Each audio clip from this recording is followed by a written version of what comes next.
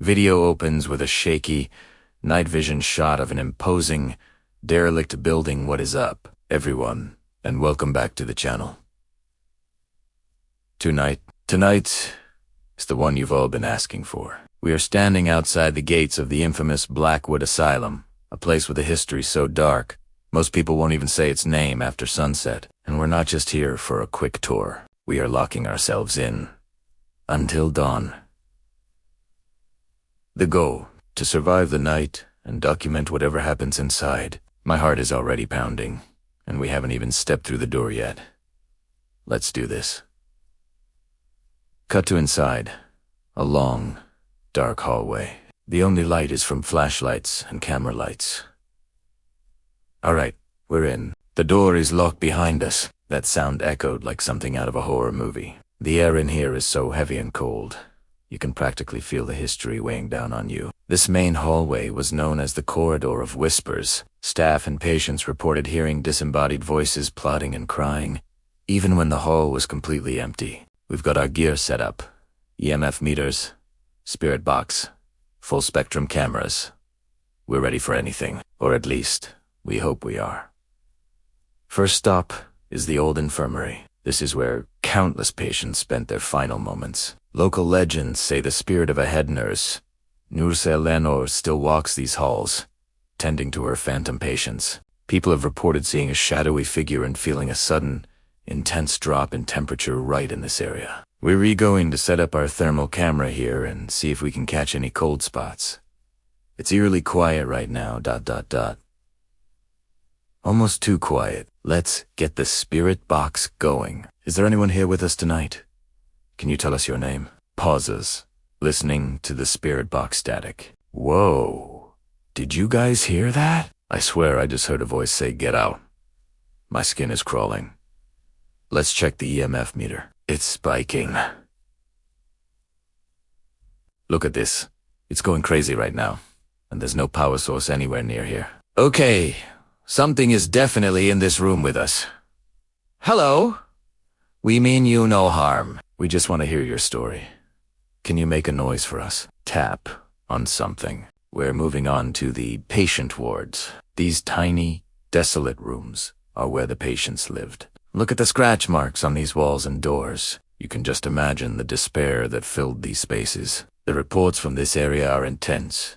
People have been pushed, scratched, and have heard blood-curdling screams coming from empty cells. We're going to try something a little different here. I'm going to go into one of the most active cells, alone, with just this night vision camera, and close the door. My team will be right outside, monitoring. I'm not going to lie. I'm genuinely terrified right now. Camera view switches to a tight shot inside a small, dark cell. Okay, the door is shut. It is pitch black in here, and the silence is deafening. I can hear my own heartbeat in my ears. The energy in this specific room feels incredibly oppressive. This was the cell of a patient who reportedly never spoke a word, but would spend all day and night scratching symbols into the walls.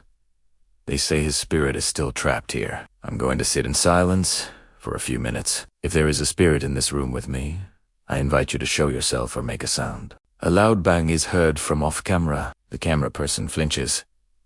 What was that? Ah! Was lewd? That sounded like it came from right down the hall. Team, did you hear that? Okay, my heart just jumped into my throat. It did not sound like the building settling. It sounded like a door slamming shut. Let's go investigate. We have to be careful. The floorboards are rotted out in some sections. Slowly, ... slowly. This is the hallway where the sound came from. All the doors are still open, just as we left them. Where did that noise come from? Let's check the audio recorders. This is why we have cameras everywhere.